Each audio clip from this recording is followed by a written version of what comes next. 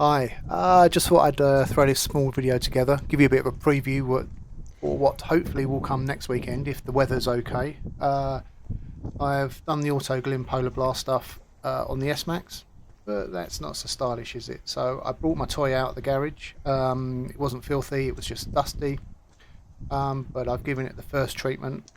I didn't get any after shots because typically, as I was doing the last bit, it started raining.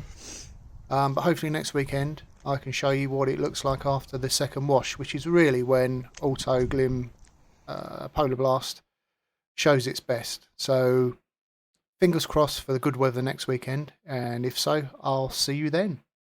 Bye bye.